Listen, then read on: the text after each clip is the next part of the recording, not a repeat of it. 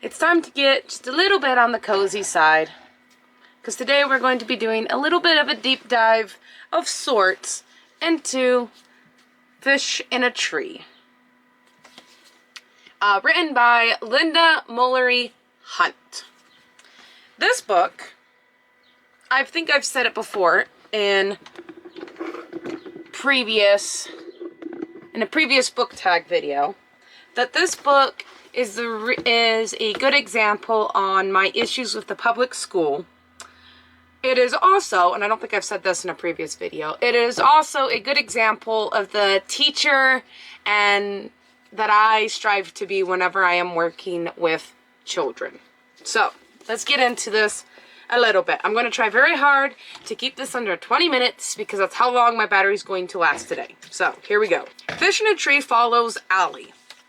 She's in middle school, probably about 10, 11, somewhere in there. I'm looking to see if she's got a last name, but I can't remember what it is at the moment. Following Miss Allie, I want to say Love is her last name. Allie's going to school, obviously. Her father is deployed in the military, so he is not around during the video, and now my eyes are watering. Okay, that's not a great place to put the fan then. Her mother works in a diner as a waitress, making ends meet while their father is gone. She has an older brother who is in high school, fixing to graduate, and in his off time he works in a mechanics fix-it shop. He is very, very, very talented in fixing anything that's broken, specifically electronics, mechanical type, engineering type work.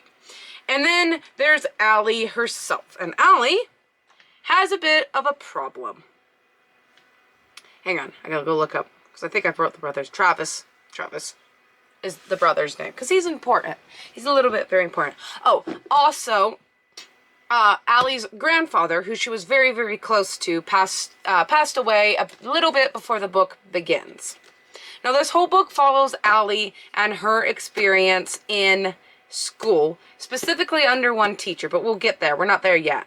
As I said, Allie has a problem, and Allie's problem is that she can't read. She is dyslexic? I can't say the word.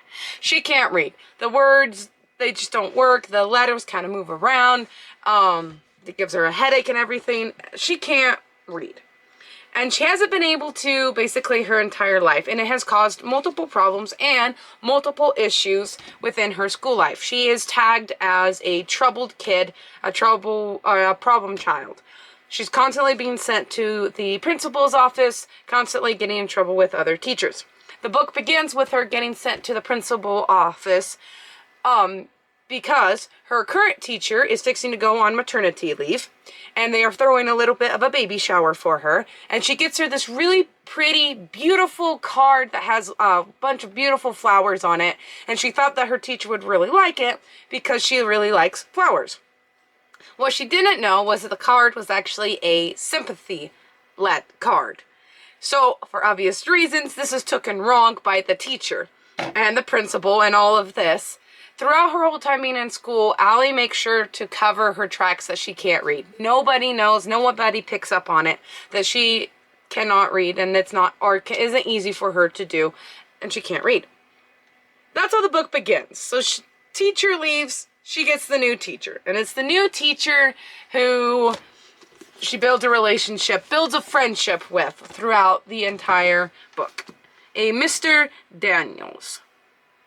As I said, Mr. Daniels is the type of teacher, by the end of the books especially, Mr. Daniels is the type of teacher that I strive to be whenever I'm working with children. I think I did write down opinions on him, but we'll get to that, So reading through this book again, I tagged a lot of things, and I also kept a doc page open and wrote my thoughts throughout all of this, and I don't know how I'm going to do that yet, but we're still working on it. Other things about Allie, though, the interesting things about Miss Allie is that just because she can't read doesn't mean she's not smart. Obviously, we all know that. We're all mature on this channel. most of the time. We're all mature on this channel, and we know that sort of thing. But Allie is actually a very talented artist, and she's a very big visual person. She learns very well visually, with visual cues and stuff. And again, she's an artist. She loves to draw. She has a sketchbook that she calls the Sketchbook of Impossible Things. And she likes to draw crazy out there things that come to her head throughout the day in this book. It's a book, this book is a lot of a coping mechanism for her.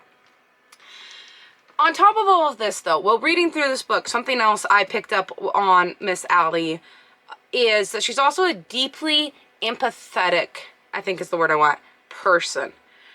She like really notes other people's emotions, and because she's so visual with things, she often like sees and understands very deeply the emotions, the feelings that her classmates and other teachers have and her family is having, just because she's very, very much so within that, a very deeply empathetic person. One other thing to know about Miss Allie is that she has this thing that is called mind movies. That's what she calls it. And I kind of relate a lot to her.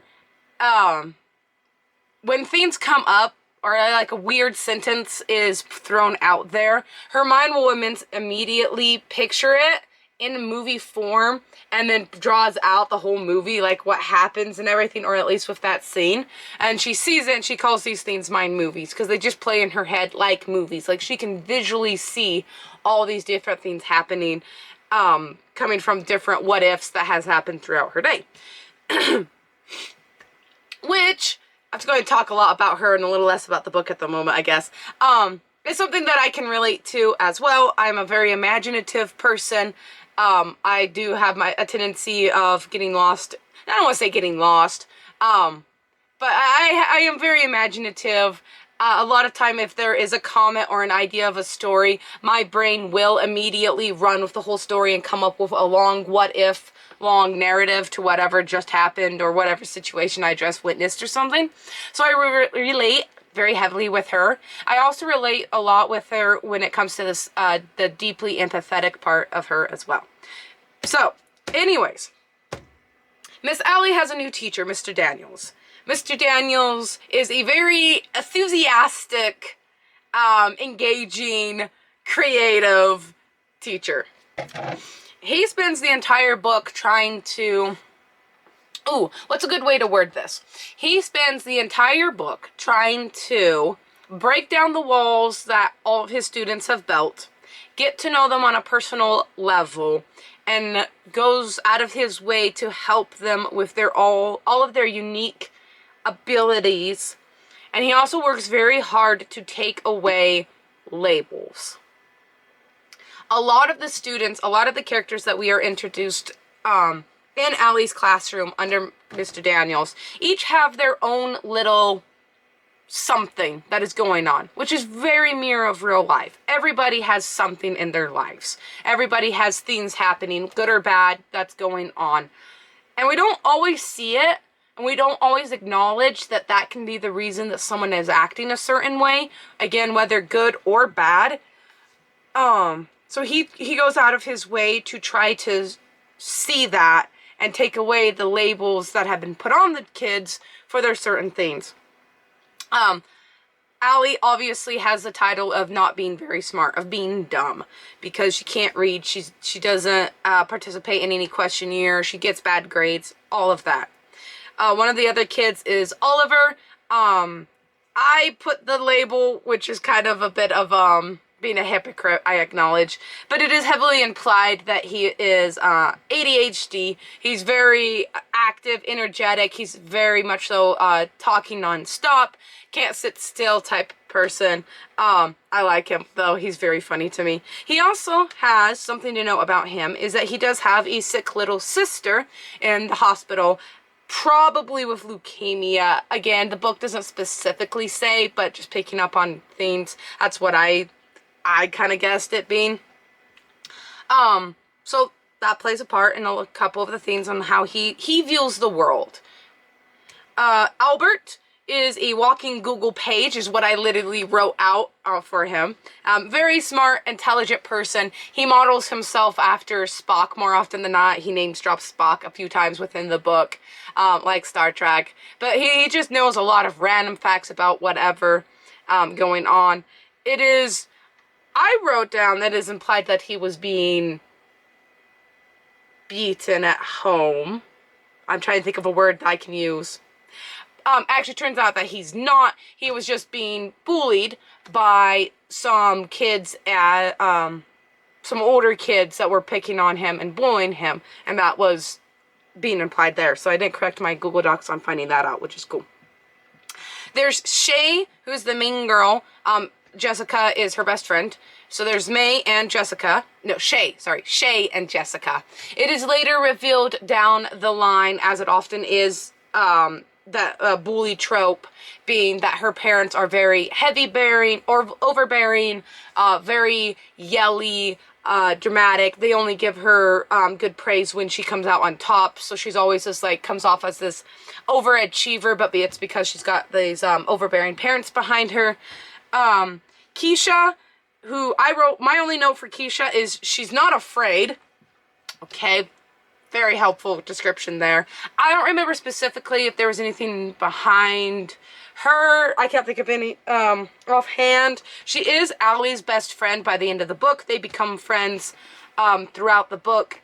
Actually, Allie, Keisha, and Albert become very close friends, best friends by the end of the book, throughout the book, being there and picking up with each other. And then the last student is Suki, who is a very quiet, nervous. She's either an immigrant or she's a first generation student. I don't remember for sure which one it is. So she has a lot of fear and nerves, you know, as you would at being in a place that you're unfamiliar with and stuff along that line. So those are the cast. And we follow Allie as Allie starts to take note of all these students.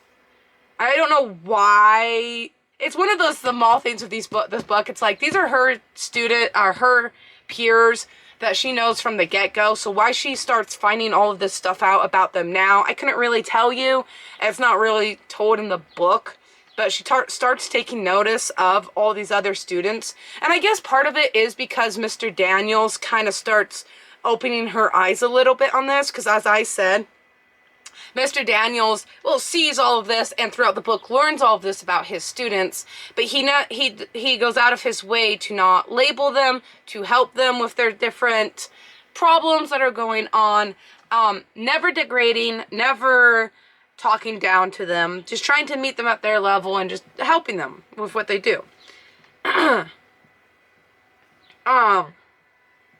So throughout the book, we find these different things out about the students. We follow Allie as she becomes more aware about these students. And we follow Allie as her and Mr.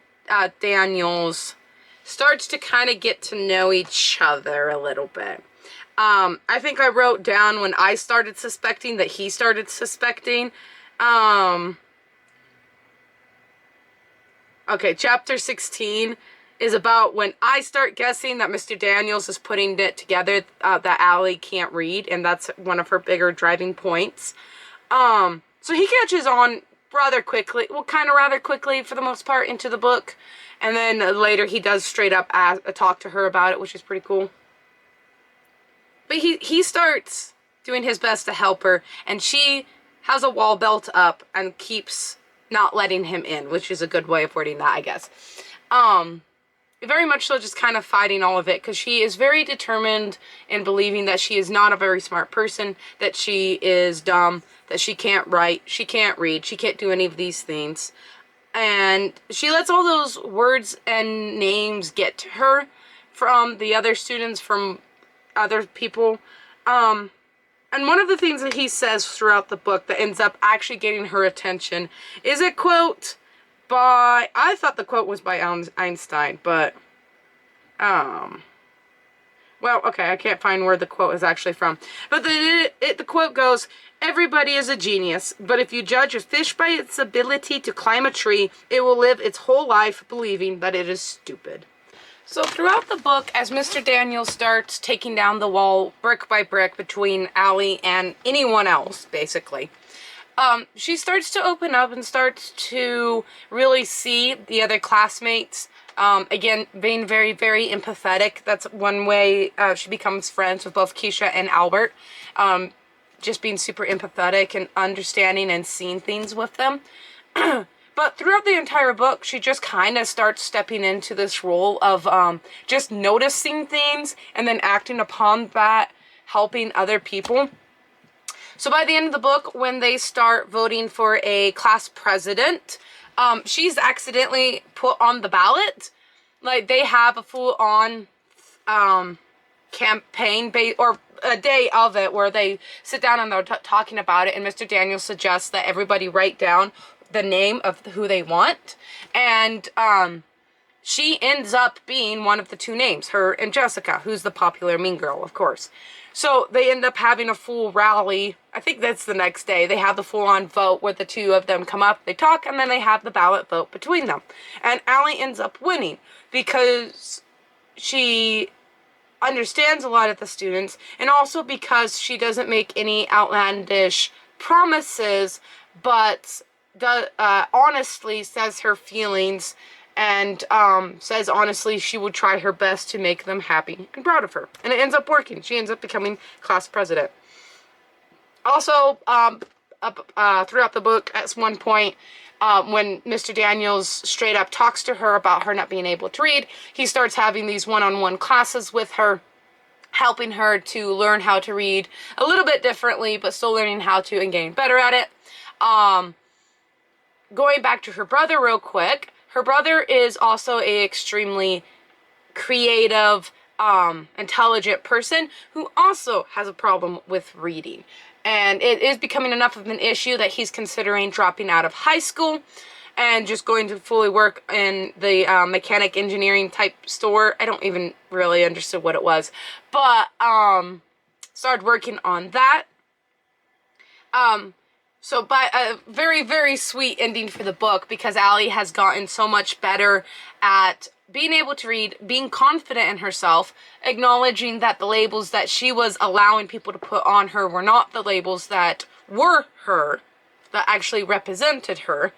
She ends up bringing her brother down to talk to Mr. Daniels, and he ends up agreeing to also tutor her brother. So it's like, and that's actually the last chapter, is them discussing it real quick, and that's super, super sweet, and very endearing. As a little sister and an older sister, I do love the sibling relationship in this between her and her brother. They support each other throughout the entirety of the book with their own problems. So I think that gives the general gist of the book. That gives the general gist. It's following a very creative person stuck in the public school system. Now this is where it gets kind of amusing to me when I say this is a good book that represents why I'm against the public school system. This book ends with it being a happy thing because she's got a teacher who's helping and supporting and tutoring her. But yeah, it amuses me because I don't know if just taking your kids out of public school is really what the author was going for. I don't think it was. If I remember right, she is a school teacher herself, and was also a highly creative person in school, having troubles. And then there was just one teacher that really touched her, really helped her, and then she became a school teacher herself and wrote the book. So there is a lot in here with that. So what I actually think I want to do is, because I wrote out a bunch, I wrote out parts as I read through this book, and because it's been actually a few weeks since I finished the book, I want to read this. Okay, Allie is definitely very observant. She notices a lot of what is happening in the classroom and among her friends. She's also super empathetic. She doesn't like it when people are sad and upset or feeling left out or anything, even though that's how she feels a lot of the time. She does try not to let other people feel that way because she knows what it's like. Because she is always feeling very alone and lonely and having these negative feelings, she sees it really easily in everyone else and goes out of her way to keep them from having those feelings because she knows how bad it is. 16 chapters in. This is about when I'm guessing Mr. Daniels is putting together that Allie can't read. He pays attention a lot and he notices things. And yeah, she's definitely a good person and very smart. Chapter 17. 2 thoughts on this chapter. One alone, when they're discussing different things with Albert, it makes me chuckle because my family can get into these type of arguments all the time. And it's so much fun because it's not anything serious, but it's so fun to argue how we feel and see things. Chapter 17 basically is Albert, Allie, and Keisha discussing the Island of Misfit Toys. Discussing all the different things that have to do with that. It's a long chapter. Go read it yourself. It's actually very funny. But what else I keep saying about chapter 17? And then the second thought at the very ending, how Allie feels like because people call her dumb and slow, and that makes her what she is. She's letting the labels identify who she is, and she's not seeing that she's really smart and super empathetic and very talented, imaginative person. Throughout the entire book, this is one of the underlining themes. She is a very intelligent, creative artist, but she doesn't know it or acknowledge it or see that as a good thing because of the setting and the system that she is in. She lets the labels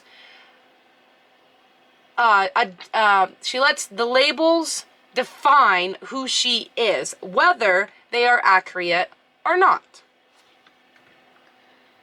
Mr. Daniels, type of teacher I so want to be. He's very good at constructive criticism, being able to tell kids something that makes it constructive and not tearing down the students. He's also honest. If he says something, he does or doesn't do it. And that's the only thing I really wrote about Mr. Daniels, which is hilarious to me. And then my very last thought, and this is what ties all of this very much so together, and I will be reading this part, but this last section here really ties all of it together, and really says why it is that I like this book, why I relate to a lot of the characters in this book, why I like this book, and why I think it's actually a really good view on why I have problems with the public school system. The main thing about this book that I like and enjoy is the fact that it's good at showing why I'm against public school. Some kids can excel in that type of setting, kind of. But there are so many kids like Allie and Albert and Keisha and everyone else that are just full of imagination, creativity, and so on and so forth, that they can't do a factory setting for like the public school system. The benefits about being homeschooled is that if you're like Allie or myself or Keisha or just anyone, that the schooling program can be geared towards you and what you view and what you see. Allie ends up learning how to read much better than she was before because she was taught in a different way, in a more visual and physical way rather than the traditional of just plain old reading. Mr. Daniels ends up having her physically, using shaving cream, if I remember right, write out the different letters and then associating each letter sound with something so she would know what it says. And that is something that the public school system won't do unless you're on a one-on-one private tutoring like she was with Mr. Daniels. But in a homeschool setting, you can learn by whatever way best suits you. I wasn't public schooled, but I could find myself being in Allie's position a lot. I can read, and I absolutely love to read, but I'm not good at spelling, and I'm not good at other academic things. I'm really, really not. But that doesn't mean that I'm not smart. I have my brains. I have my smarts in other areas, in other ways. And I don't have to have a brain to be useful in either way. But it's true, just because you're academically not gifted, that doesn't mean that you're not smart or talented or have your own purpose. It just means that you've got a different calling in life, that there's something else that you are more excel at and better at. And growing up in a big family, I see this a lot with all my siblings. We each have our own ways that we are super gifted and creative, very imaginative, and have a lot of creativity in, where another sibling will absolutely can't do what one sibling does, but excels in something completely different.